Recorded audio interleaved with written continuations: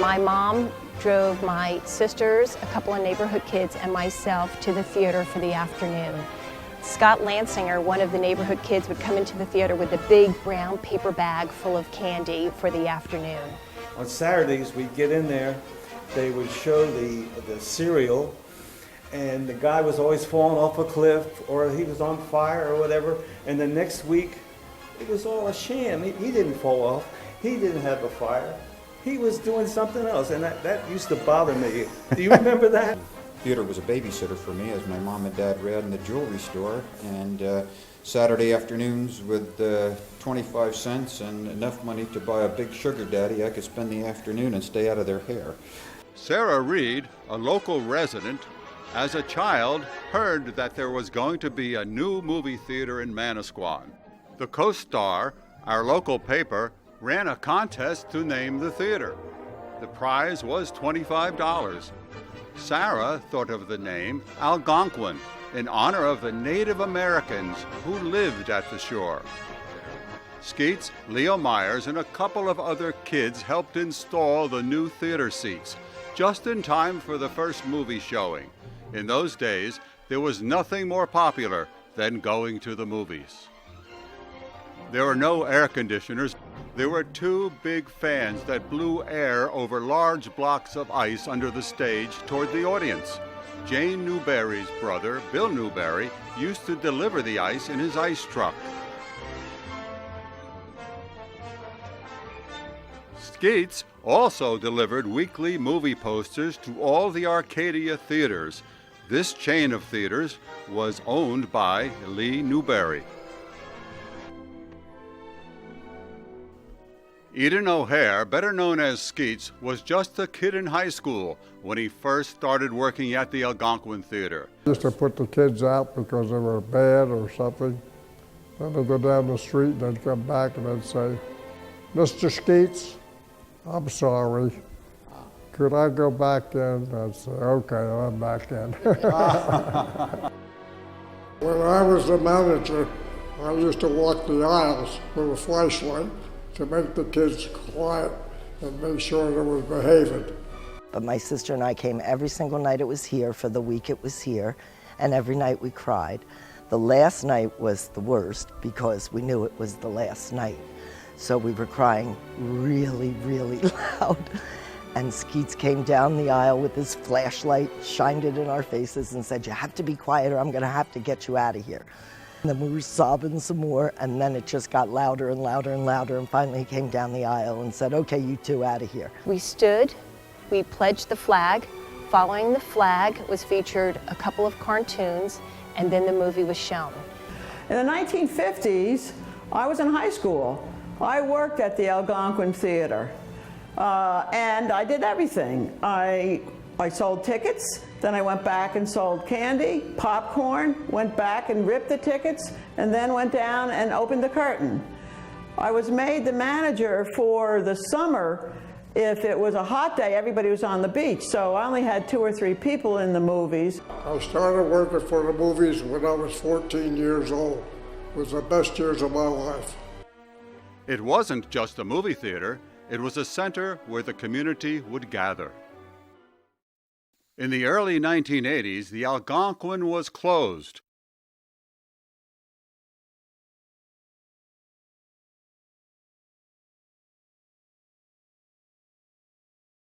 For the next several years, the theater became dilapidated and littered with debris.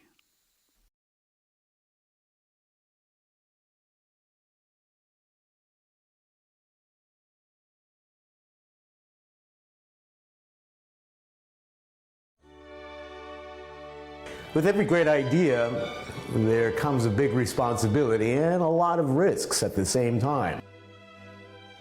There's a great Italian saying that says, "Senza soldi la messa non si canta." Without dollars, the mass is rarely sung or never sung.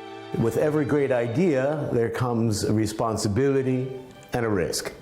It was the Marizidis and the Drews that in fact said, "All right, we'll assume that risk and get other people enthusiastic."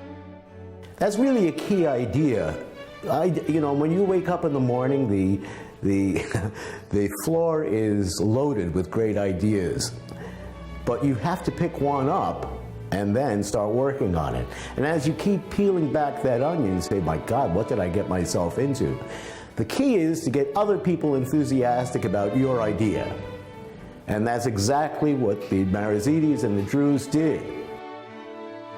I have to say I was very excited about the plan, about how we might encourage their project, and they put it together, and they did a great job.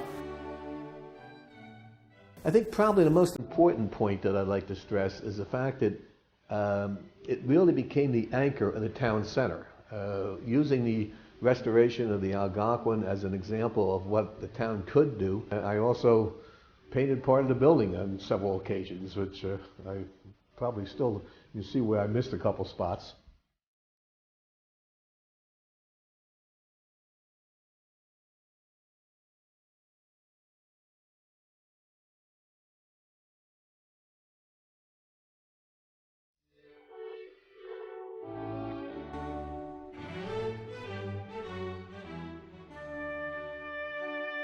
A new proscenium was built, extending the stage from 19 feet deep to 35 feet deep. A sprung stage was installed to accommodate national dance companies. A fly tower went up to enable the changing of scenery and backdrops. Down below, an orchestra pit was built, along with dressing rooms for the performers. Theatrical lighting was added, along with modern theater sound and projection systems. In order to get the seats ready, we had to take them all out. We had volunteers that came and recovered all the seats. We took all the blue paint off the backs of the seats and revarnished them.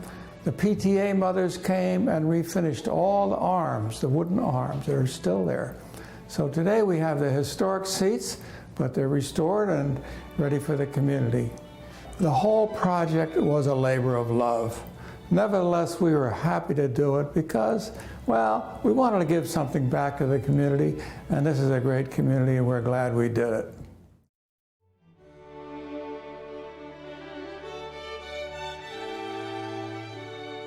In 1994, the former movie house became a multi-purpose performing arts center for the entire central Jersey Shore region. With the restoration of the Algonquin, it really started things happening, and I'm proud to say today, most of the town's businesses are occupied and are doing very well.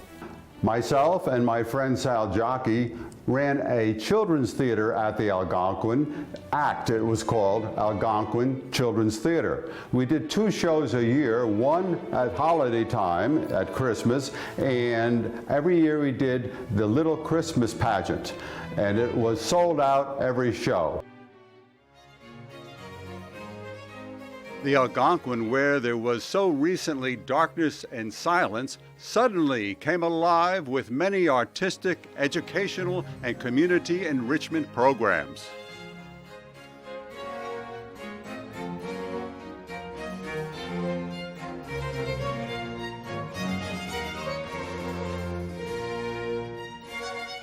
These great cultural events drew more than 350,000 people to the theater.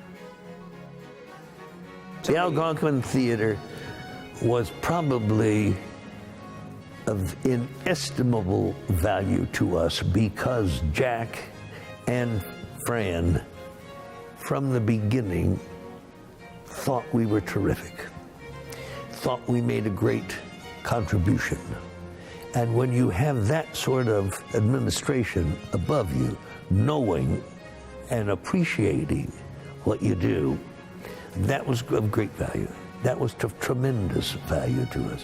And now with about 10 years experience in this theater and doing everything from operas to musicals to having the full orchestra on that stage every time is very, very exciting.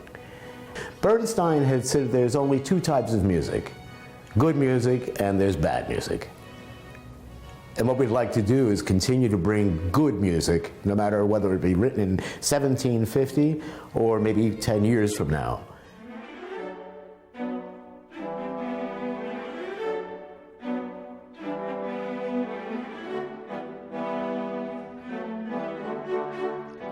The couple that stayed with us was Yuri and Olga.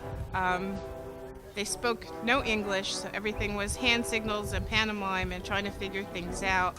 Isn't it me on the stage where you took the picture of all the dancers? Yes, it is. I believe it was during the performance and maybe even during the practice that all of the children, the local children who performed with the Moscow Classical Ballet, were lined up along the edge of the stage, and they were watching so intently the dancers performing and practicing and working. It was just the perfect shot to see how excited they were to be involved with such a wonderful experience here. I think this was such a unique experience because we got to know some other people from other around countries. the world, right?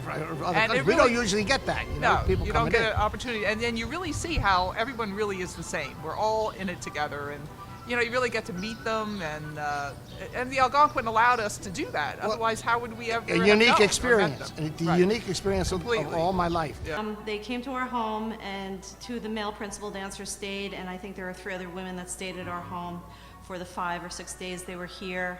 This evening we are attempting to break the world record for the longest kick line. Algonquin Arts reopened as a performing arts center in 1994.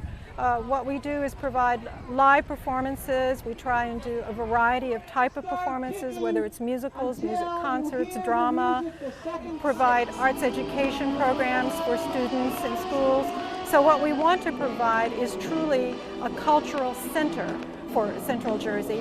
So we really want the area to know that the arts are alive and well and kicking right here in Manasquan. Right here in Manasquan, Algonquin Arts is the cultural heart of our community.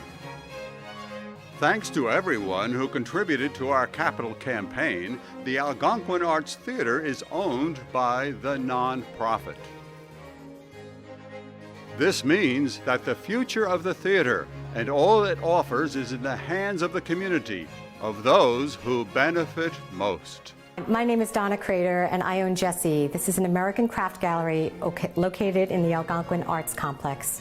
I love being in this end of town and in this building because of the culture that the theater brings to us. Not only does it bring us business, to us, the merchants, but to the restaurants in town. It employs local actors, local designers, local painters, and musicians. It's really nice to see the incredible amount of talent that's in this area. Gary, Indiana, Gary, Indiana, Gary, Indiana, that's the town that knew me when. If you'd like to have a logical explanation, how I happened on the Alien Thinker-Patreon. Arts education is important all the way up through, all the way through your whole life. I love what I do. I absolutely love the arts, and I want to share it with everyone. I want to let everyone know and tell everyone how important the arts are. I mean, without the arts, we have no humanity. Well, here at the Algonquin Arts Theatre, we have wonderful education programming. We offer classes in the fall, the spring, and the summer. So what is your favorite part of the whole theater? Oh, I just like how the teachers are kind. And then they let you express yourself. And share the stage with actors who are sometimes card-carrying professionals or people who have worked in the industry, and you could pick their brain, you could just watch them go through their process and learn from it. You volunteer here. So do I. We work shows, we run the concessions. It's fun. But I like how I've been part of the Algonquin Youth Ensemble since the beginning, spring 2 years ago. And I like how the program has evolved. Education is one of the keystones to the mission of Algonquin Arts Theatre. Our mission is quality live performances, education, film for our shore community.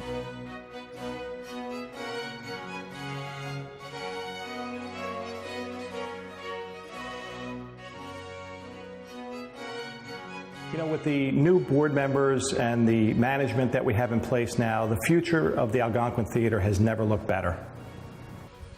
This building, the Algonquin Arts Theatre, is a huge role in our community. This building's been here for 75 years, and to think 75 years, you just think about all the generations that come to see this building. For 4 wonderful people to take on the task of restoring this building and keeping it part of our community is a wonderful thing. Happy to be a part of this building. And happy for it to be in our town.